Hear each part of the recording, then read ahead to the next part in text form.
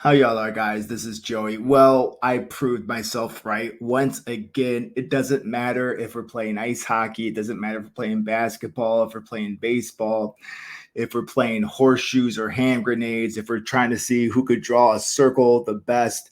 United States dominates Canada, and we proved it again. It was no surprise. This series is exactly how I expected, although some of the intricacies, were interesting. Some of the smaller details were fun to watch. But like, did it surprise anybody that we dominated? And hats off to Canada. I hope they do really well. But when it comes to the United States, we dominate them. We're the big brothers and we tell them what to do. So we took care of business like we always do. Before we get started with this, check out the Big Innings podcast on Spotify. I think they might be on YouTube, but anywhere you get a podcast, look up Big Innings podcast. This is the best USA podcast. They talk about these games in better depth and, more knowledgeable than I could ever be. So if you like my channel, that's great, but check them out. It's also in my channel description and things like that. So I don't give it justice. I'm kind of learning as I go, but check them out, please, because they're way better than anything I'm doing right here. And that's not to put me down or anything, but that's just to put them up. So let's talk about game 4. I kind of missed most of this game, just crazy with work and stuff. But Stephen Taylor and Captain Monak Patel started things off for the United States. And I really like Stephen Taylor in this number 1 spot. I just think he's like a good leadoff hitter for the United States. And Monak Patel has been really solid lately. So I was happy to see this. And Stephen Taylor had a really good outing, 39 runs for 24, solidly producing in this number 1 spot that you want to see. He had 5 fours and 2 sixes. So, and chicks love the long ball. Okay. So he's providing the long ball. And then Monak Patel, who has been doing really great, in my opinion, had a very disappointing outing, just going 2 runs off of 2 balls.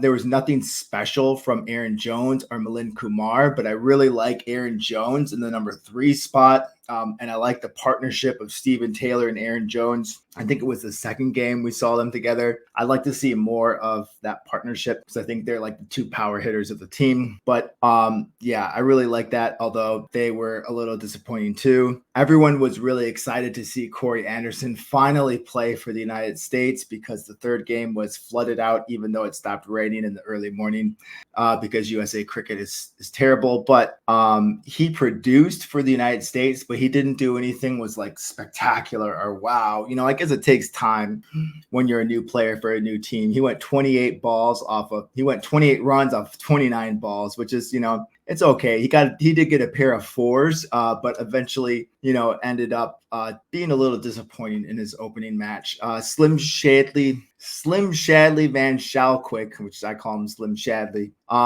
He's my new favorite player for the United States. He gave good numbers, just solid batting numbers for, someone who also bowls. 15 for 10, not out. I just really like his bowling style, and the fact that he could produce with the bat is really cool. Really consistent numbers. But it was really this game. It was really Harmeet Singh who pulled it together for the United States, both with the bat and with the ball.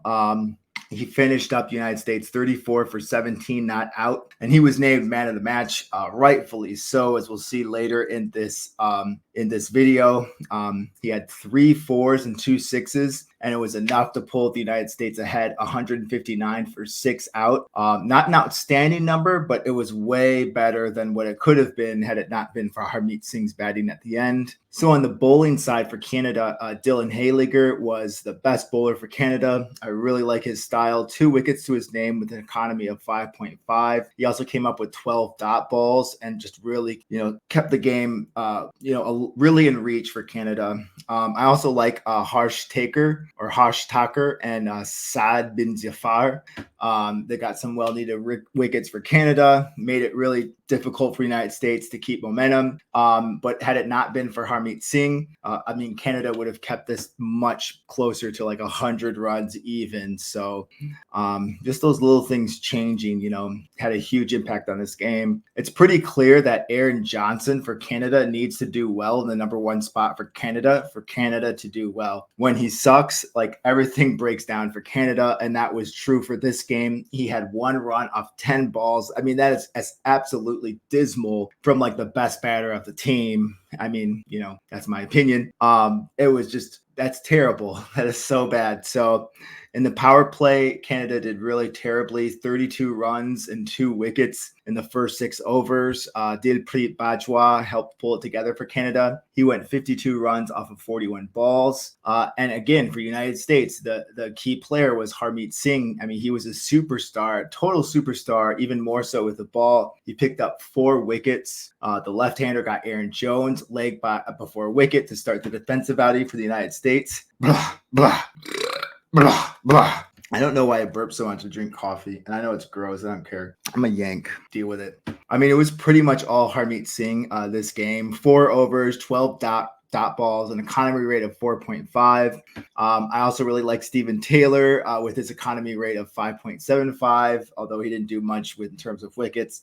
Really love the economy rate. To be honest, I had trouble watching, this whole match, just crazy stuff with work. So I was still unsurprised by the beating that United States gave Canada. It's just what we expect. So I will have to go back and watch this game in full. So I do want to watch a full game. I watched some of it and some of the highlights like it matters. But anyway, I'm just being fully transparent here. I have sinned against United States cricket, and I don't know. If I'm giving my opinion, you kind of want to know if I watched the full game, and I'm just trying to be transparent. But I did watch as much as I could. So let's move on to game 5. And I listened or watched all of this game, and it was a much closer game. Aaron Johnson for Canada had a much better outing to start. But he wasn't able to get too hot. He ended with 33 runs total. Canada did better in this power play, going 44 runs and giving up 1 wicket. USA kept getting wickets before any Canadian batter could get hot, though. It just, batter would get 20 runs here and then get out. So nobody really produced outstandingly for Canada. Harsh Thakur was probably the highlight. He went 38 runs for 24 balls. In the end, USA held Canada to 168 runs and 5 wickets. So actually a pretty decent, solid number for Canada. It was like a team effort with the batting. This match was not captained by Milind Kumar. Aaron Jones took over captaining duties. I love Aaron Jones. I think he's a great leader for the team. Regardless, they were in good shape. USA looked like they were in trouble really early, though. In the power play, they went 39 runs and 3 wickets. It was very precarious in the start of the game. I don't even know what precarious means, but I'm just going to say that word like I know what it means. Precarious. What is precarious? Not securely held or in position. Yeah, it was precarious. I was right. Don't ever doubt me again. So Nitish Kumar eventually found form, going 64 off of 38. Both Aaron Jones and Gajanan Singh didn't provide any support or partnership for him. However, they got out really early, so that was disappointing. But I'm sure a lot of people will be happy with this. Corey Anderson found form in this game, getting a half century, really showing us what he's capable. He went 55 runs off of 48 balls.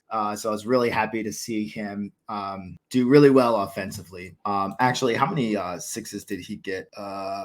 He got 6 4s and 2 6s. So yeah, that was great. Overall, USA had just enough in this match to inch by Canada, finishing with only 2 runs remaining. They won this 5-game series. I will almost say easily, but considering all the BS with United States cricket, it's almost reminds me of Major League 2, where the owners try to get Cleveland Indians to lose and they win despite all the odds. That's kind of what it feels like here. I love this team, even though a lot of us would think we would choose different people for this 15-man roster. I still love the team. I was very happy watching them. I felt so proud of the guys for their efforts. But the snafu with the field in Prairie View Cricket Complex, the fact that it was hard for the fans to watch. Any fans that watched the full game, my hat's off to you. I know a couple of fans were there every game, and just that's awesome. I wish I could do that. I'm so jealous.